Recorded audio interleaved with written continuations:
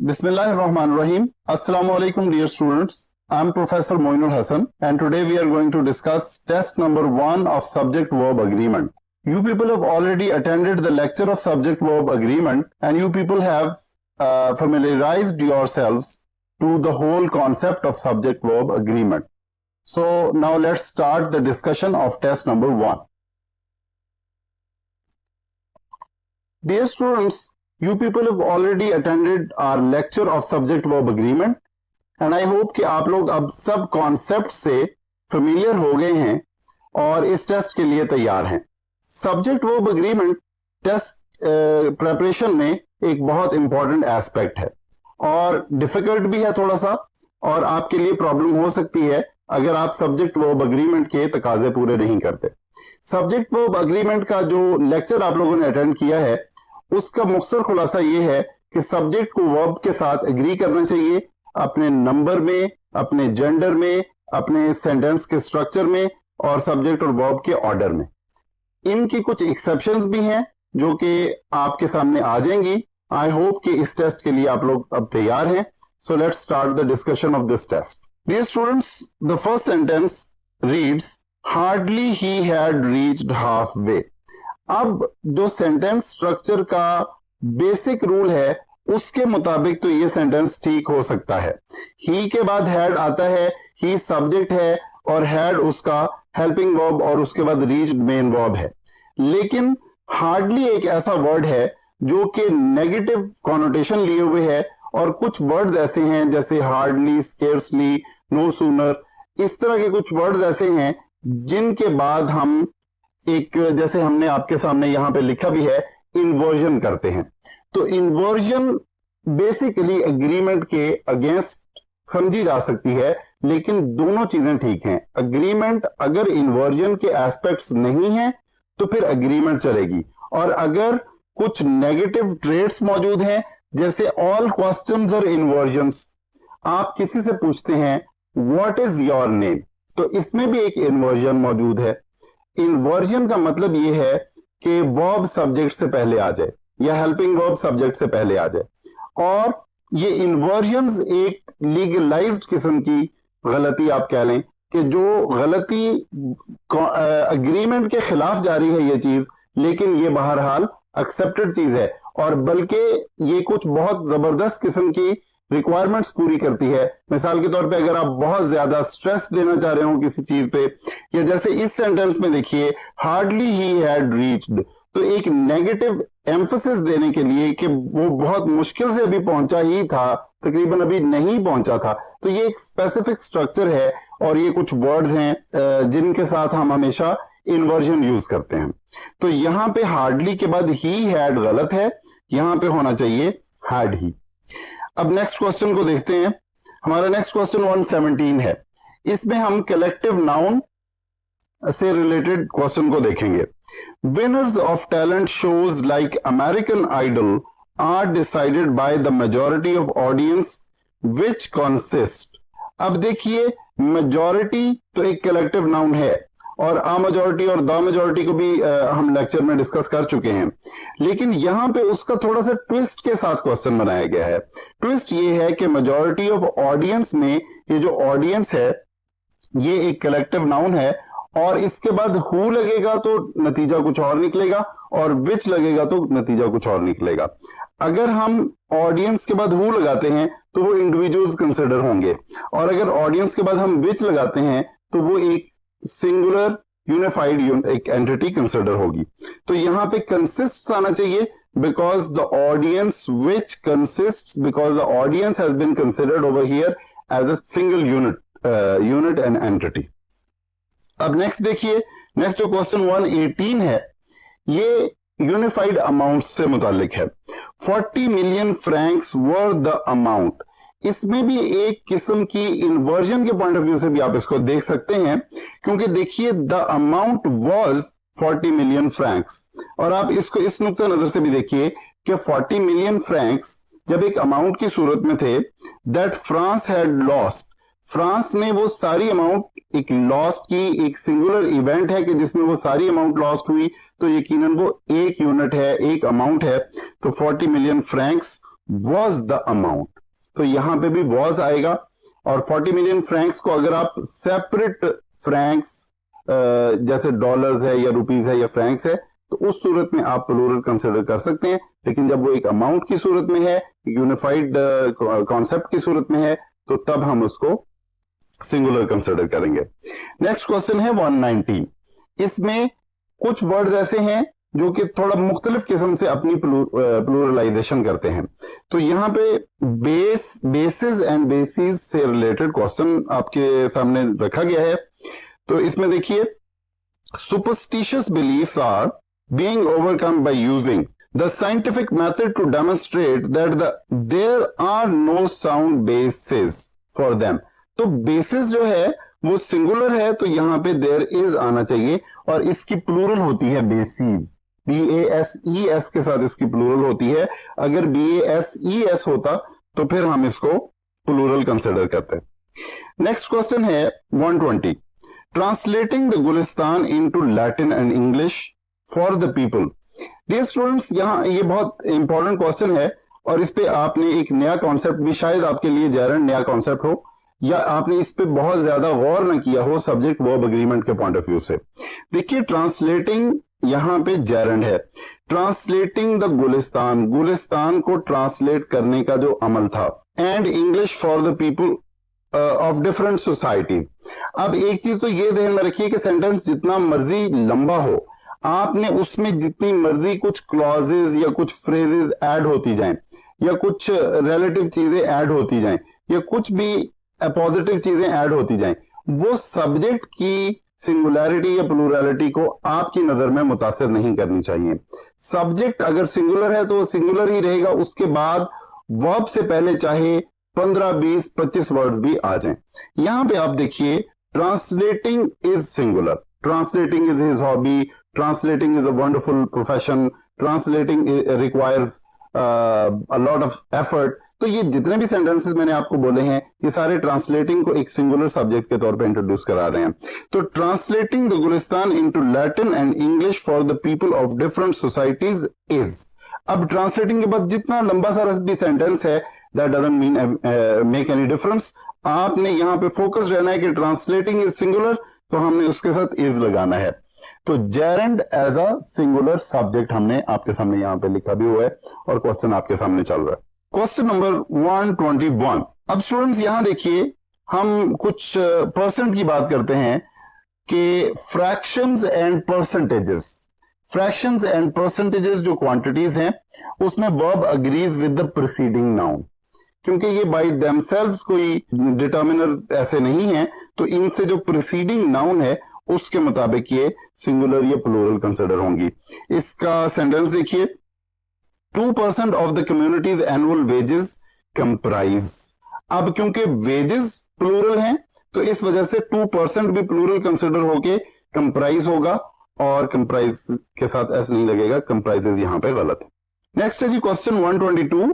More than one of the East End lads who visited the Brookfield to play soccer match were। अब more than one का जो concept हमने आपके सामने लिखा हुआ 122 में, more than one takes singular verb।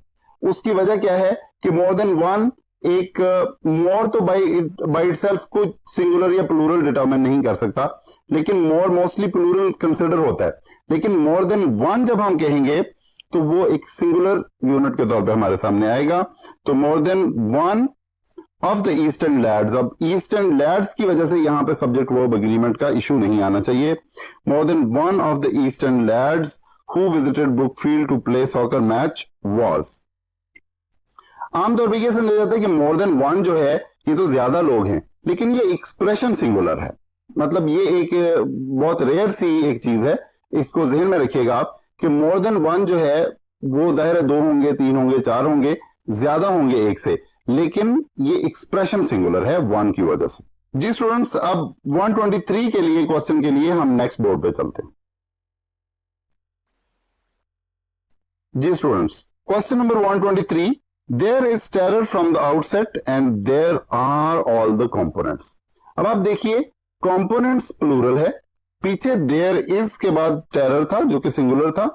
There are there is और देयर आर ये भी एक इन्वर्जन की किस्म है कि जिसमें वर्ब पहले आ रहा होता है सब्जेक्ट से, लेकिन सब्जेक्ट वही होता है जो कि बाद में मौजूद होता है। जैसे कि यहाँ पे there are all the components, तो ऑल द कंपोनेंट्स यहाँ पे सब्जेक्ट हैं और ऑल द कंपोनेंट्स प्लूरल हैं, इसलिए यहाँ पे आर आना चाहिए। और 123 में हमने आपको ये बता दिया कि इन्वर्जन विद देयर, यानी कि there is, there are, there has been, there have been, इसमें ये एक इन्वर्जन की एक किस्म है और इसमें आपने जो बाद में सब्जेक्ट आ रहा है उसके मुताबिक आपने वर्ब को डिटरमिन करना है, उसकी सिंगुलैरिटी एंड प्लूरलिटी को।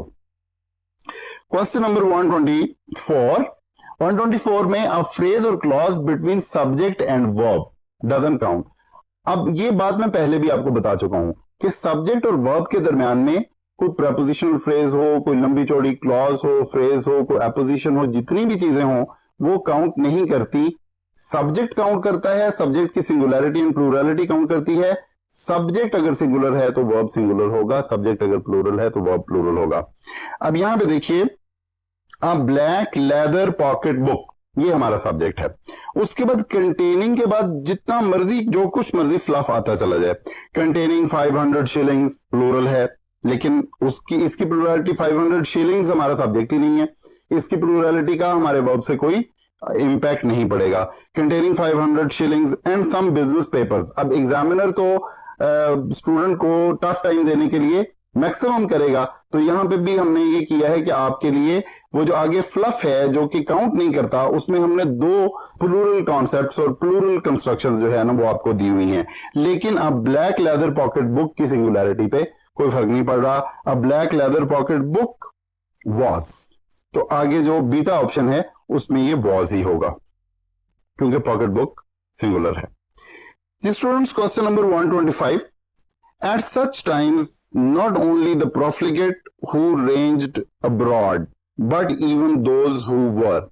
एक चीज स्टूडेंट्स ध्यान में रखिएगा, एग्जामिनर, क्योंकि आप लोग पढ़ चुके हैं, रूल्स पढ़ चुके हैं, तो एग्जामिनर बाजुकात रूल्स से रिलेटेड क्वेश्चन बनाएगा और बाजुकात वो ये भी करेगा कि शुरू में कुछ इंट्रोड्यूस ऐसे रूल्स से के वर्ड्स कर देगा जिनसे रिलेटेड आपने रूल पढ़ा होगा और आप खुश हो जाएंगे कि यार ये तो मैंने रूल पढ़ा हुआ है।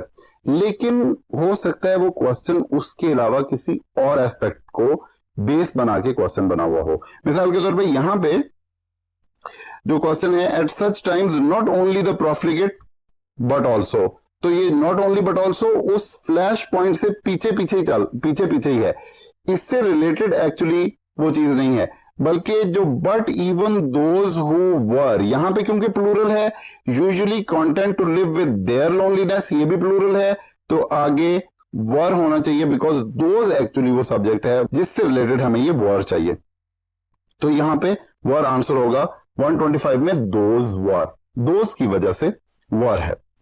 126 देखिए, अब जो हमने क्वेश्चंस पहले यूसेज के किए और अब ये करेक्शन टाइप के क्वेश्चंस हैं जिनमें के 4 सेंटेंसेस गिवन होते हैं और उनमें से आपने करेक्ट वन को पिक करना होता है। ये चीज मैं यहां पे आपको बताता चलूं कि जो यूसेज के क्वेश्चंस होते हैं उसमें आपने एक रॉन्ग वन को पिक करना होता है, जैसे कि ऊपर हमने वो क्वेश्चंस डिस्कस कर लिए, और आगे करेक्शन के हैं जिसमें कि हमने एक राइट सेंटेंस को पिक करना होता है। तो 126 देखिए, अब इसकी 4 सेंटेंसेस हैं और इसमें से करेक्ट बीटा है। What I'd like you for more than anything else is not for the actual work you do। अब इसमें सब्जेक्ट, फ्रेज एंड क्लॉज जो होती है वो चाहे जितनी मर्जी लंबी हो और उसके अंदर इंटरनली चाहे जितनी मर्जी प्लूरल स्ट्रक्चर्स मौजूद हों, एक जो सब्जेक्ट, फ्रेज और सब्जेक्ट क्लॉज है वो हमेशा सिंगुलर होगी। सब्जेक्ट, फ्रेज और सब्जेक्ट क्लॉज एक सब्जेक्ट के तौर पे हमें अपने ज़हन में रखनी चाहिए। अब यहां पे देखिए कि ये कितना लंबा सारा हमारे पास एक स्ट्रक्चर है जो कि सेंटेंस के तौर पे है। What I'd like you for more than anything else, ये पूरे का पूरा सब्जेक्ट है, is not for the actual work you do. तो वो जो इज है उससे पहले ये जो पूरा व्हाट से लेकर आगे तक चला हुआ है ये सारे का सारा, तो subject, phrases and clauses are always singular, ये पॉइंट है जो कि आप लोगों ने ज़हन में रखना है और बीटा हमारा करेक्ट आंसर है। हम बाकी ऑप्शंस को भी देख लेते हैं कि वो क्यों रॉन्ग है। अल्फा में आप देखिए कि ये क्यों रॉन्ग है। What would I like you for more for, अब ये मोर के साथ देन आना था, ये एक स्ट्रक्चर की मिस्टेक होगी जो कि एडजेक्टिव स्ट्रक्चर की मिस्टेक हो गई। उसके बाद चार्ली में what I'd like you for more than anything else are, ये वही सब्जेक्ट वर्ब एग्रीमेंट का मसला है कि क्योंकि व्हाट सिंगुलर है और ये पूरी की पूरी एक सिंगुलर सब्जेक्ट है जिसको इंट्रोड्यूस करा रहा है ये व्हाट, तो इसके साथ इज होगा। चार्ली में आर है इसलिए गलत है। डेल्टा में देखिए what I'd like you for more than anything else is not for the actual work you does, ये एक और एस्पेक्ट से गलत हो गया कि यू के साथ डू लगना है, क्योंकि यू के साथ डज नहीं लगता, तो ये एक और एस्पेक्ट से गलत हो गया, तो डेल्टा भी गलत है। तो सब्जेक्ट वर्ब एग्रीमेंट की एक्चुअल मिस्टेक जो थी वो चार्ली में थी और बीटा करेक्ट था। 127 को देखिए क्वेश्चन को, एवरी एंड मैनी आ का कॉन्सेप्ट आपको बताना चाह रहा हूं। 127 में That night, after a lot of whispering in one corner of the house, many trunks were dragged out and opened. देखिए many बेसिकली प्लूरल है और many are trunks, many आ की वजह से ट्रंक्स नहीं होगा। बीटा में ये गलत है कि many आ के बाद ट्रंक्स लिखा हुआ है, many आ होगा तो उसके बाद ट्रंक होना चाहिए था। चार्ली में क्या मिस्टेक है, that night after a lot of whispering in one corner of the house many a trunk was. अब अगर मैनी के बाद आप आ ट्रंक लगा देते हैं तो फिर वॉज होना चाहिए, अगर मैनी ट्रंक्स होगा तो वॉर होगा, जैसा कि अल्फा में करेक्ट है। और अगर आप मैनी आ ट्रंक कह देते हो तो आ ट्रंक ने सिंगुलैरिटी इंट्रोड्यूस कर दी है। अब आ ट्रंक ने, इस आ ने, आर्टिकल ने मैनी का इंपैक्ट जो है वो जाहिल कर दिया है और अब मैनी आ ट्रंक के साथ अगरचे उसका मीनिंग प्लूरल ही होगा लेकिन मैनी आ ट्रंक का स्ट्रक्चर सिंगुलर हो जाएगा। और यहां पे चार्ली में एरर ये है कि मैनी आ ट्रंक की वजह से इज आना चाहिए था या वॉज आना चाहिए था, वॉर है, इसलिए ये गलत है। और डेल्टा में देखिए that night behind a lot of whispering, अब ये एक और मिस्टेक हो गई, behind a lot of whispering की बजाय after a lot of whispering होना चाहिए। ये प्रपोजिशन में आप लोग पढ़ेंगे, ये कॉन्सेप्ट है कि कौन सी स्पेस ओरिएंटेड प्रपोजिशंस है और कौन सी डिस्टेंस ओरिएंटेड प्रपोजिशंस है। तो आफ्टर जो है वो एक टाइम प्रपोजिशन है तो इसको वैसे ही रहना चाहिए, बिहाइंड टाइम प्रपोजिशन नहीं है बल्कि स्पेस प्रपोजिशन है, ये गलती है इसमें। 128 को देखिए, 128 में टाइटल्स एंड रिटन वर्क्स जो होते हैं, जैसे आपको बता दिया गया कि टाइटल्स और always singular, titles and written works जो होते हैं वो जैसे वो सिंगुलर होते हैं। अगर आप किसी बुक का नाम गलिवर्स ट्रेवल्स है तो उसके एंड में प्लूरल लगा हुआ है, ट्रेवल्स प्लूरल है, लेकिन आपने उसको इस टाइटल होने की वजह से सिंगुलर कंसिडर करना है। तो यहां पे भी आप देखिए Aghani which al Isbahani a descendant of the Umayyads was then composing in Iraq. अब यहां पे देखिए वो जो बात मैंने आपको पहले बताई थी कि सब्जेक्ट ये जो अगानी लग गया है, अगानी एज अ सब्जेक्ट लग के बैठ गया है, अब अपने जगह पे मुतमक्किन हो गया है। अब आपने आगे जितनी भी चीजें आती चली जाएंगी, जितना भी लंबा चाहे 1-1.5 लाइंस आ जाएं, आपने अपने फोकस को डिस्टर्ब नहीं होने देना कि हमारा सब्जेक्ट कौन सा है। तो अगानी विच के बाद जो मर्जी चलता चला जाए, वो then composing in Iraq was the masterpiece for whom al-Hakam, for which al-Hakam sent the author 1,000 dinars. तो अगानी was, that was a work, a literary work, and that was, दरम्यान में जो मर्जी आता चला जाए। अब हम अल्फा में देखते हैं, अल्फा में यही मसला हुआ है कि वॉर लग गया है, गलत हो गया। बीटा में भी वॉर लग गया है, गलत हो गया। और बीटा में एक और मसला है कि सिक्योर देयर फर्स्ट कॉपी, दो चीजें प्लूरलाइज हो गई जो कि अगानी के पॉइंट ऑफ व्यू से नहीं होनी चाहिए। एक तो ये कि वॉर गलत है और दूसरा देयर भी गलत है। देयर तो होता ही पर्सन्स के लिए, लेकिन यहाँ पे जो है वो सिंगुलर प्लूरल होता है क्योंकि देयर तो अगानी के साथ फिट नहीं बैठ रहा। और चार्ली में देखिए इट्स तो लगा हुआ है लेकिन इट्स की में उसमें अपॉस्ट्रोफी लग गई और उसका स्ट्रक्चर गलत हो गया। तो डेल्टा हमारा करेक्ट आंसर है। जी स्टूडेंट्स, क्वेश्चन नंबर 129 को देखते हैं। ये बहुत एक इंपॉर्टेंट एस्पेक्ट और एक बड़ा इंपॉर्टेंट पॉइंट लिए हुए है, एक रूल, ये क्वेश्चन, तो इसको आपने गौर से देखना है। द रेस्टोरेंट शेफ, एक सब्जेक्ट आ गया हमारे पास, एंड अब यहां पे ये कंपाउंड सब्जेक्ट की तरफ बात जा रही है। तो कंपाउंड सब्जेक्ट से रिलेटेड आपने लेक्चर जो आपको दिया गया उसमें आपको बहुत डिटेल में बताया गया है कंपाउंड सब्जेक्ट्स के बारे में। The restaurant chef and owner, अब यहां पे एंड से दो सब्जेक्ट्स जुड़े हुए हैं, लेकिन रेस्टोरेंट शेफ से पहले तो दा लगा हुआ है लेकिन ओनर से पहले दा नहीं लगा हुआ। तो इसलिए ये रेस्टोरेंट शेफ एंड ओनर एक ही पर्सन है, क्योंकि डिटर्मिनर एक है, एक ही आर्टिकल लगा हुआ है, इसलिए ये प्लूरल नहीं है। लेकिन लगता ये प्लूरल है, क्योंकि बेसिक रूल तो यही होता है कि two nouns joined by and make a plural structure. लेकिन यहां पे ऐसा नहीं हो रहा, क्योंकि एक ही बंदा है जिसके दो एस्पेक्ट्स बयान किए गए हैं कि वो शेफ भी है और ओनर भी है, खुद ही काम करता है। तो इसलिए आपने इस चीज को ध्यान में रखना है कि ये यहाँ पे सिंगुलर है। अब देखते हैं अल्फा करेक्ट है। The restaurant chef and owner who himself makes good fajitas and pizzas. ये जो हु से चीज शुरू हो रही है ये डॉज है, ये अब आपको पता चल जाना चाहिए, क्योंकि 4-5 चीजें हम इस तरह की डिस्कस कर चुके हैं। Who himself makes good fajitas and pizzas is the restaurant chef and owner, क्योंकि सिंगुलर बंदा है, एक पर्सन है, एक दा लगा हुआ है, इसलिए is a multi talented person. तो यहाँ पे ये सिंगुलर एंड प्लूरल के एस्पेक्ट से आपने बात ध्यान में रखनी है। बीटा गलत क्यों है? क्योंकि हु हिमसेल्फ मेक्स की गलती आ गई, बाद में आर आ गया। चार्ली क्यों गलत है? क्योंकि मेक्स गुड्स एक ये और तरह की गुड एंड वेल, और गुड्स तो और चीज होती है, क्योंकि गुड जो है वो एक एडजेक्टिव है, लेकिन गुड्स जब आप बनाते हैं तो वो एक प्लूरल नाउन बन जाता है, ये एक डिफरेंट कॉन्सेप्ट है। तो लेकिन यहाँ पे ये गुड्स गलत है, क्योंकि गुड्स नाउन होता है, और यहाँ पे हमें गुड फजीटास यहाँ पे गुड एडजेक्टिव के तौर पे चाहिए, जिसके साथ एस नहीं लग सकता, तो चार्ली गलत है। डेल्टा देखिए, the restaurant chef and owner who himself makes good fajitas and pizzas are, वही बात कि रेस्टोरेंट का शेफ एंड ओनर एक बंदा है, आर गलत है, तो डेल्टा गलत हो गया।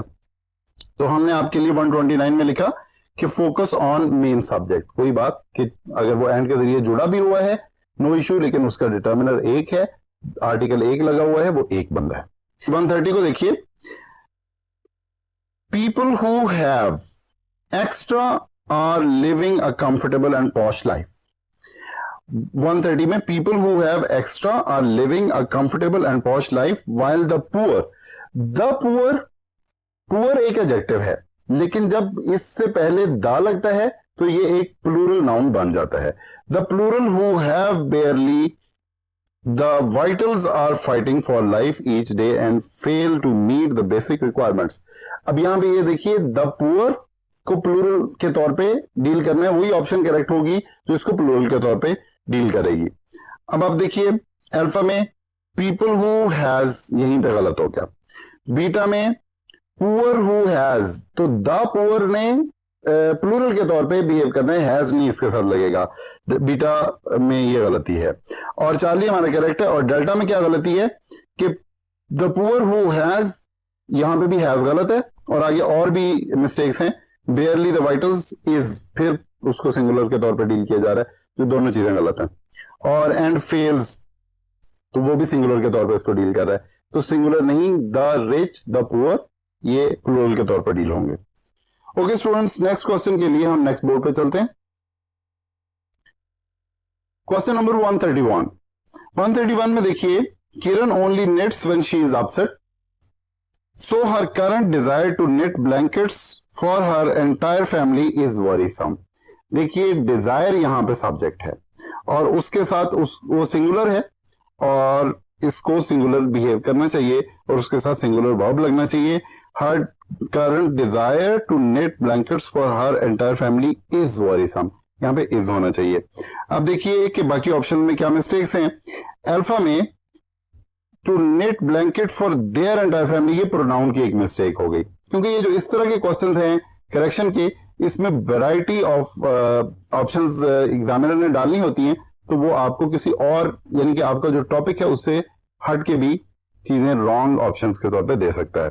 अब यहाँ पे बीटा को देखते हैं, किरण ओनली निट्स, ये तो सब्जेक्ट वर्ब की एक बहुत ही खतरनाक मिस्टेक हो गई कि किरण सिंगुलर है और उसके साथ निट के साथ एस लगना है, जैसा कि जो लेक्चर आपको दिया गया है उसमें आपको बताया गया कि सिंगुलर एस कॉन्सेप्ट, तो वो लेक्चर आप और से देखें, उसमें आपको सिंगुलर एस कॉन्सेप्ट बताया गया है कि या वो सब्जेक्ट के साथ होगा या वो वर्ब के साथ होगा। अब आप देखिए, तो किरण ओनली नेट नहीं होगा बल्कि नेट्स होगा, बीटा में यह मिस्टेक है। चार्ली में देखिए कि जब आपने Kiran only knits when she is upset, so her current desire, यहां पे सिंगुलर सब्जेक्ट है तो डिजायर के साथ आगे आर नहीं लगेगा, ये मिस्टेक है, और डेल्टा हमारा करेक्ट। नेक्स्ट क्वेश्चन देखते हैं 132 में मल्टीपल एस्पेक्ट्स हैं चारों ऑप्शंस में, हम चारों को डिस्कस करते हैं। करेक्ट हमारा है I don't think that this sort of thing is as serious a reason for failure as do some of the critics. तो ये भी ये इन्वर्जन की ये किस्म यहां पे है कि देखिए as do some of the critics serious failures. तो ये सारी चीज हमें सब्जेक्ट वर्ब एग्रीमेंट का जो कॉन्सेप्ट है वो क्लियर करती है कि डेल्टा में वो सब चीजें वेल नेट टुगेदर हुई हैं। अब देखते हैं कि अल्फा में क्या मिस्टेक है।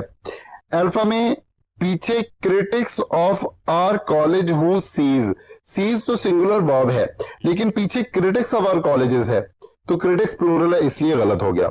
बीटा को देखते हैं, I don't think that this sort of a thing is as serious a reason. अब देखिए दिस सॉर्ट ऑफ थिंग होना चाहिए था। और चार्ली में देखिए I don't think that this sort of thing is as serious a reason for failure as does. अब देखिए सम आ गया, सम भी प्लूरल की तरफ इशारा कर रहा है, ऑफ द क्रिटिक्स और आगे क्रिटिक्स हैं, तो सम ऑफ द क्रिटिक्स डज नहीं हो सकता, डू होगा। तो ये भी वही इन्वर्जन का एक स्टाइल है कि जिसमें अगरचे वर्ब पहले आ गया है सब्जेक्ट से, लेकिन हमने उसकी सिंगुलरिटी और प्लूरलिटी को डिटरमिन बाद वाले सब्जेक्ट के मुताबिक करना है। आगे देखिए क्वेश्चन नंबर 133, इसमें डेल्टा करेक्ट है। Jessie's father is going to place a wire fence around his crops because he knows vermin are destroying his garden. Dear students, vermin जो है ये वर्म का प्लूरल है, और कुछ ये इरेगुलर प्लूरल जो होते हैं ये उनमें फॉल करता है, और वर्मेन को आपने प्लूरल के तौर पे कंसिडर करना है। He knows vermin are destroying delta में तो करेक्ट है, लेकिन चार्ली में देखिए तो he knows vermin are destroying, इसमें ये चीज ठीक है, लेकिन ही के साथ नो लग गया जो कि गलत है। बीटा में देखिए वर्मेन इज, तो यहां पे ये वर्मेन क्योंकि प्लूरल है तो उसके साथ इज गलत है। अल्फा में देखिए वर्मेन्स आर, अब यहां पे वर्ड फॉर्म की मिस्टेक हो गई कि वर्मेन एस के बगैर ही प्लूरल है बाय इटसेल्फ, तो यहां पे इसके साथ एस का इजाफा गलत है। तो ये इस वजह से डेल्टा हमारा आंसर हो गया 133 का, जिसमें कि वर्मेन इज प्लूरल हमने आपके लिए लिखा भी हुआ। जी स्टूडेंट्स, क्वेश्चन नंबर 134 को देखते हैं। अ नंबर ऑफ केसेस और द नंबर ऑफ केसेस, ये एक एस्पेक्ट है जिसको कि आपको ध्यान में रखना है कि क्वेश्चन इससे रिलेटेड है। A number of cases of diphtheria in the school to which this child went during that month have, तो a number of cases ज्यादा सारे केसेस हैं, प्लूरल है। जब हम इसको द नंबर करेंगे पर्टिकुलराइज करके नंबर पे फोकस हो जाएगा तो ये सिंगुलर हो जाएगा। तो बीटा देखते हैं क्यों गलत है। आ नंबर ऑफ केसेस के साथ हैज लगा हुआ है, ये गलत है। और चार्ली में द नंबर ऑफ केसेस में द नंबर पे फोकस हो गया, नंबर सिंगुलर होता है, तो इस वजह से हैव गलत है। और डेल्टा में देखिए आ नंबर ऑफ केसेस के साथ आगे वही प्रॉब्लम की, इसमें भी हैव लगा हुआ है। अब देखिए 135, ये लास्ट क्वेश्चन है हमारा इस टेस्ट का। इसमें चार्ली हमारा करेक्ट है। You are one of the few lucky ones who are going to die a really natural death. अब आप गौर करें अल्फा क्यों रॉन्ग है। You are the only one of the fewer, यहां पे कंपैरिजन मौजूद ही नहीं है, तो फ्यूअर नहीं होना चाहिए, fewer lucky ones who are, और आर भी गलत है क्योंकि अगर ओनली वन हो जाए वन ऑफ द वाले स्ट्रक्चर में, अगर ओनली वन हो जाए तो वो सिंगुलर होता है, तो यहां आर भी गलत है। उसके बाद बीटा को देखते हैं। You are one of few lucky guys, इसमें फ्यू के साथ जो है वो द मौजूद नहीं है और इसलिए ये गलत है। और आगे भी इसमें एक एरर है, लकी वंस हु इज। अब लकी वंस जाहिर है कि ज्यादा हैं, वन तो सिंगुलर है लेकिन लकी वंस ज्यादा हैं, तो जो हु लग रहा है उसके साथ इज गलत है। उसके बाद you are one of the few, जिसमें चार्ली करेक्ट है। डेल्टा को भी देख लेते हैं कि डेल्टा क्यों रॉन्ग है। योर, ये शुरू में ही यू आर को योर गलत तरीके से कर दिया गया है, आर वंस, और अगर यू आर को आप कह रहे हैं तो उसको वन कहेंगे, वंस नहीं कहेंगे, वो प्लूरल की तरफ बात चली जाएगी। तो डियर स्टूडेंट्स, ये हमारा टेस्ट था जो कि मैंने आपके सामने डिस्कस किया, सब्जेक्ट वर्ब एग्रीमेंट का टेस्ट नंबर 1। आई होप कि ये डिस्कशन आपके लिए मुफीद रहेगी। अल्लाह ताला आपका हामी नासिर हो। अल्लाह हाफिज।